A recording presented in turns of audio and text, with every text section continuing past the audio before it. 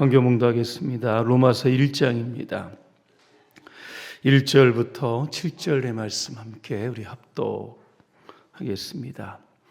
예수 그리스도의 종 바울은 사도로 부르심을 받아 하나님의 복음을 위하여 택정함을 입었으니 이 복음은 하나님이 선지자들을 통하여 그의 아들에 관하여 성경에 미리 약속하신 것이라. 그의 아들에 관하여 말하면 육신으로는 다윗의 혈통에서 나셨고 성결의 영으로는 죽은 자들 가운데서 부활하사 능력으로 하나님의 아들로 선포되셨으니 곧 우리 주 예수 그리스도시니라. 그로 말미암아 우리가 은혜와 사도의 직분을 받아 그의 이름을 위하여 모든 이방인 중에서 믿어 순종하게 하나니 너희도 그들 중에서 예수 그리스도의 것으로 부르심을 받은 자니라. 로마에서 하나님의 사랑하심을 받고 성도로 부르심을 받은 모든 자에게 하나님 우리 아버지와 주 예수 그리스도로부터 은혜와 평강이 있기를 원하노라. 아멘. 오늘 복음이라고 하는 이 두 번째 시간입니다. 할렐루야. 아멘. 옆분과 인사하겠습니다. 복음을 위해 삽시다. 복음이 뭐죠? 좀 이따 말씀드리겠습니다. 이 로마서는 이 복음을 가장 논리적으로 체계적으로 정리한 책입니다. 그래서 사람들이 로마서를 읽고 나면 그의 삶이 변화된다, 이렇게 말씀을 드렸습니다. 그래서 어거스틴이라고 하는 사람은 방탕하였는데 이 로마서를 읽고 그의 삶이 변합니다. 어거스틴 앞에 성 어거스틴, 성자, 거룩하다 이런 뜻 아니겠습니까? 그의 인생이 온전히 하나님께 드려지는 거룩한 생애를 살았던 겁니다. 조지 워싱턴은 이 로마서를 읽고 미국을 건설하게 되었던 겁니다. 크로멜이라고 하는 분은 역시 이 로마서를 통해서 청교도 혁명을 일으키게 되었다는 겁니다. 지난 시간에 바울은 자신을 이렇게 소개하고 있습니다. 여러분은 많은 분들에게 여러분 자신을 어떻게 소개합니까? 저도 그렇습니다. 모교회 목사입니다. 사업장 하시는 분은 제가 사업의 CEO 대표입니다. 요즘 대표라고 하는 명칭이 굉장히 많은데 오늘 바울은 자신을 두 가지로 소개를 합니다. 첫째는 나는 예수 그리스도의 종입니다. 앞으로 명함을 파시려고 하면 이렇게 파시면 좋지 않을까 싶습니다. 종은 뭡니까? 노예입니다. 왜 바울은 나는 그리스도의 노예, 종이라고 하는 이러한 자기 소개를 했을까라고 하는 겁니다. 이유는 하나입니다.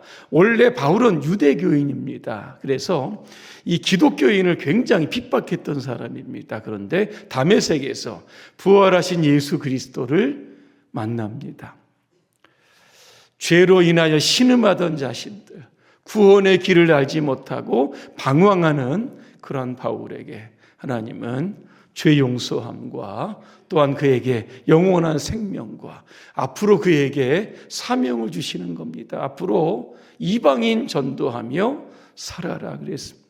그때부터 나는 내 인생의 주인은 내가 아니라 예수 그리스도, 그분을 나의 주인으로 모시면서 내가 그분을 뜻을 이 땅에서 끝까지 순교할 때까지 이루겠다, 그런 생애를 살았던 겁니다. 또 하나 바울은 자신을 사도다 그랬습니다. 사도라고 하는 뜻은 보냄을 받았다라고 하는 뜻입니다. 원래 사도의 원래 뜻은 왕이 이 위임을 받아서 어떤 특별한 사명을 어떤 타 도시에 가서 행하는 대사들을 가리켜서 이 사도라고 하는 뜻입니다. 바울은 자신이 하나님의 대사다, 그렇게 소개를 합니다. 오늘 1절에 보니까 나는 하나님의 복음을 위하여 택정함을 입었다. 어떤 특별한 목적을 위해서 하나님께서 바울을 따로 떼어 놓으셨다, 이런 뜻을 담고 있는 겁니다. 오늘 저와 여러분들도 예수 그리스도의 종으로 여러분 살으셔야 됩니다. 그리고 나는 주님으로부터 보냄을 받은 이런 주님의 증인이라고 하는 이런 분명한 정체성을 가지고 우리가 이 땅에 살아야 하는 겁니다. 자, 그러면 우리가 아까 복음을 위하여 삽시다 그랬는데 도대체 이 복음이라고 하는 단어가 어떤 뜻일까를 말씀을 드립니다. 이 복음의 원래의 유래가 있는데 이게 유황겔리온입니다. 이 뜻의 유래를 찾아가면 고대 페르시아와 이 아테네의 이 전쟁을 우리가 생각해야 하는 겁니다. BC 538년입니다. 페르시아가 바벨론을 정복을 합니다. 그때부터 땅을 확장하기 위해서 멀리 원정을 가서 전쟁을 하게 되는데 당시 페르시아가 에게해를 건너서 이 그리스에 있는 이 아테네라고 하는 이 지역을 점령하러 가게 되는 겁니다. 이 아테네는 페르시아 군들이 쳐들어온다라고 하는 소식을 듣고 전쟁 준비를 막 하게 됩니다. 페르시아의 군대에 비하면 아테네는 여전히 약합니다. 전쟁을 해봐야 아마 거의 100% 질 겁니다. 그런데 이 아테네 군인들은 죽자 사자 사생결단하면서 이 전투에 임하게 됩니다. 그래서 이 전쟁에서 승리하게 되었다라고 하는 겁니다. 그래서 이 전쟁의 소식을 지금 궁금해하는 이 그리스 조국에 있는 사람들에게 알려주기 위해서 전령을 보내게 됩니다. 이 전령이 약 40km의 그 아테네 그 들판을 가로질러 가지고 승전보를 가지고 갑니다. 우리가 승리했다라고 하는 이 승전보를 전합니다. 그때 이 소식을 듣고 이 그리스의 그 시민들이 유황겔리온 이렇게 외쳤다는 겁니다. 유자라고 하는 게 뭐냐면 좋다라고 하는 뜻이고 앙겔리온은 소식이라고 하는 뜻입니다. 좋은 소식, 승리의 소식, 이게 바로 복음이라고 하는 겁니다. 영어에는 굿뉴스 이렇게 되어 있는 겁니다. 구약에 이렇게 찾아가 보니까 구약에도 복음이라고 하는 히브리어가 나옵니다. 소라라고 하는 뜻인데 이 복음을 어떻게 표현하냐면 아름다운 소식이다 이렇게 표현을 합니다. 제가 한번 관련된 성경 구절 한번 읽어드립니다. 이사야서 40장 9절입니다. 아름다운 소식을 시온에 전하는 자여 너는 높은 산에 올라가라. 아름다운 소식을 예루살렘에 전하는 자여 너는 힘껏 소리를 높여라 그렇게 이야기합니다. 이사야가 이야기한 아름다운 소식이 여러분 뭡니까? 아마 기쁜 소식입니다. 유대가 이제 바벨론의 포로로 끌려갑니다. 70년이 되면 하나님께서 유대 백성을 이스라엘 땅으로 예루살렘으로 보내실 것이라고 하는 이 소식을 아주 높은 산에 올라가서 힘있게 외쳐라 그런 뜻이 담겨져 있는 겁니다. 복음은 바로 기쁜 소식입니다. 아름다운 소식입니다. 그 소식의 실체가 누구냐? 바로 오늘 성경에 보니까 예수 그리스도다 그렇게 말씀하고 있는 겁니다. 왜 바울은 예수가 복음이라고 이야기했을까?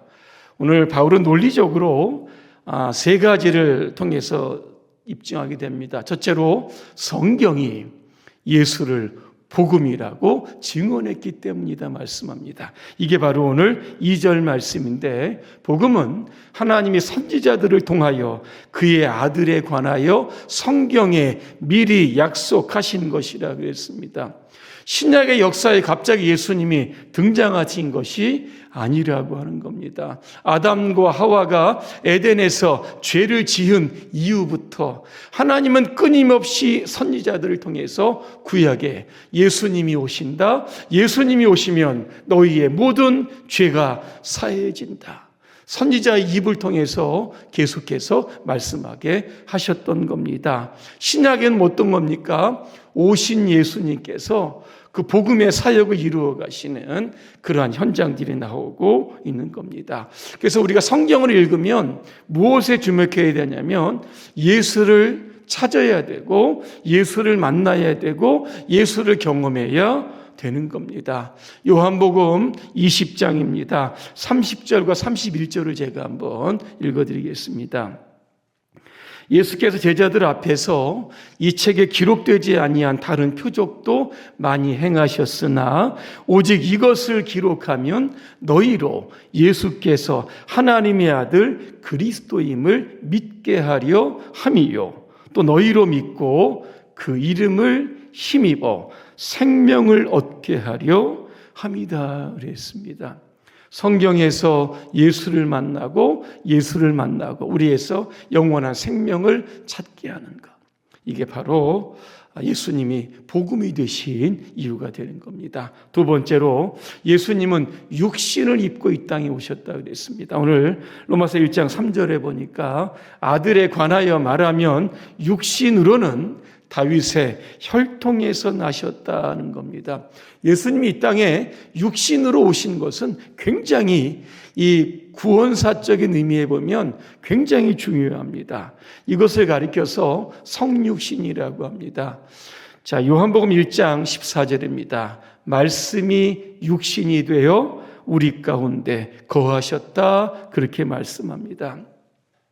여러분, 죄의 문제는 인간 스스로 해결할 수 없습니다. 왜? 인간이 죄인이기 때문에 그런 겁니다. 죄 없는 분이 우리의 죄를 사하실 수 있는데 그분이 누굽니까? 예수 그리스도십니다. 이 땅에 사람의 몸을 입고 오셨지만 성경에 보니까 성령으로 잉태되셨다 그렇게 말씀하는 겁니다. 동정녀 마리아를 통해서 났지만 예수님은 죄 없는 분으로 이 땅에 탄생하신 겁니다. 그래서 인류의 모든 죄를 짊어지시고 십자가에 죽으심으로 말미암아 죄의 문제를 해결하셨던 겁니다. 복음이 뭡니까? 죄로부터 자유하고 해방된다라고 하는 이 구원의 소식이 아니겠습니까? 바로 예수가 구원의 소식, 복음의 소식이 되는 겁니다. 세 번째 보니까 예수님은 죽은 자들 가운데서 부활하셨다 그렇게 되어 있습니다. 로마서 1장 4절의 말씀에 나옵니다. 예수님께 십자가에 죽으신 것으로 끝났다고 하면 복음은 아마 미완성으로 끝나셨을 겁니다. 그런데 죽은 지 사흘 만에 부활하셨다 그랬습니다. 얼마 전에도 우리가 장례를 치루었지만 죽음, 많은 사람들이 참 두려워합니다. 그 두려움에서 벗어날 수 있는 유일한 길이 무엇일까? 바로 영원한 삶, 영생이라고 하는 겁니다. 그래서 우리는 예수 그리스도를 통해서 영원한 생명, 영원한 삶을 누리게 되었던 겁니다. 마귀는 죽음을 가지고 우리를 끊임없이 두려움의 코너로 몰고 가고 있지만 예수님은 죽음에서 부활하셔서 우리에게 하나님의 나라로 가는 길을 열어주셨다는 겁니다. 이게 바로 예수님이 복음이 되시는 이유가 되는 겁니다.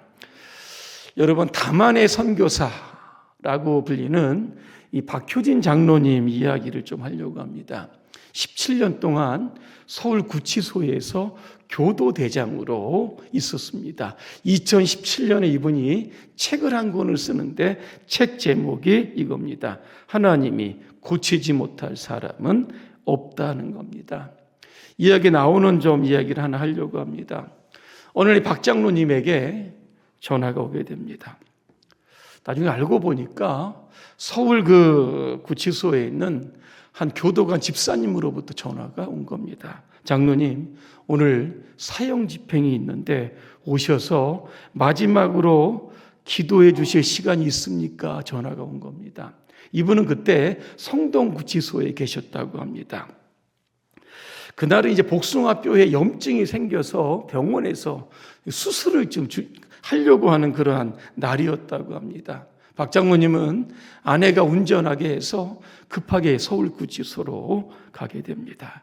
사형자 명단을 이렇게 보니까 그동안 이 박 장로님이 오랫동안 재소자들과 함께 이렇게 교제를 하면서 예수 믿고 새 사람으로 거듭나왔던 호성이라고 하는 사람이 사형 집행자 명단에 있게 된 겁니다. 이미 사형이 하나씩 시작이 되었던 겁니다. 호성이는 집행장으로 끌려가다가 장로님과 딱 마주치게 되었던 겁니다. 물어봅니다. 장로님 어떻게 오셨습니까? 그랬더니 장로님 이렇게 이야기를 하는 겁니다. 오늘 내가 하나님 나라에 가는 날인데 내가 안아볼 수 있냐? 주님만 꼭 붙들고 마음 단단히 먹어라. 믿음으로 이겨라. 이렇게 이야기를 했다고 합니다. 그때 그 박 장로님은 이제 복숭아뼈에 염증이 있었기 때문에 목발을 짚고 있었다고 합니다. 호성이가 이야기합니다. 장로님 어찌 하다가 발을 다치셨습니까? 그렇게 하면서 걱정을 하더랍니다. 이제 잠시 후면 죽게 될 그 사형수가 그 장로님을 걱정하더라는 겁니다. 그러면서 이야기합니다. 장로님 염려하지 마십시오. 준비는 모두가 되었습니다. 그리고 마지막 임종 예배를 드립니다. 그때 호성이는 이 박효진 장로님의 손을 꼭 붙들게 됩니다. 마지막 이제 유언처럼 이야기하는데 박 장로님의 이야기로는 그 이제 사형 집행하는 그 호성이의 그 마지막 유언이 한편의 시 같았다 그랬습니다. 하나님이 만드신 이 세상은 너무나 아름답다는 겁니다. 많은 사람들이 예수님의 눈으로 이 세상을 바라본다고 하면 얼마나 좋겠느냐 그런 이야기를 합니다. 드디어 얼굴에 흰 수건이 두 건이 씌워집니다. 그때 호성이는 큰 소리로 이렇게 말했다고 합니다. 장로님 빨리 나으십시오. 건강하십시오. 이렇게 그는 사형장에서 사라지게 되었다는 겁니다. 그 이야기를 이 장로님이 그 자리에서 통곡하며 울었다라고 합니다. 교회를 가리켜서 영적인 목욕탕이다. 여러분 혹시 들어보셨습니까? 온갖 죄를 지은 사람들이 교회에 오게 되면 예수를 만나서 영적인 때, 이 죄의 때를 다 씻어내기 때문에 아마 그런 이름이 좀 붙은 것 같습니다. 우리 교회가 복음이 살아있는 영적인 목욕탕이 되기를 간절히 소망합니다. 세상을 향해서 기쁨을 주어야 되고 희망을 주어야 되고 예수가 구원이다라고 하는 이런 기쁜 소식을 전하는 우리 봉사한 교회가 되시기를 주님의 이름으로 축복합니다. 기도하겠습니다. 은혜로우신 하나님, 우리가 복음이신 예수를 믿고 구원받게 하심을 감사합니다. 이제는 이 은혜, 구원의 감격을 가지고 세상에 나가서 복음의 증인으로 살게 하여 주시옵소서. 우리 봉산교회가 영적으로 목욕탕 같은 교회가 되게 하셔서 더 많은 사람들을 전도하고 많은 사람들이 우리 교회를 통해서 구원받게 하여 주시옵소서. 예수님의 이름으로 기도합니다. 아멘.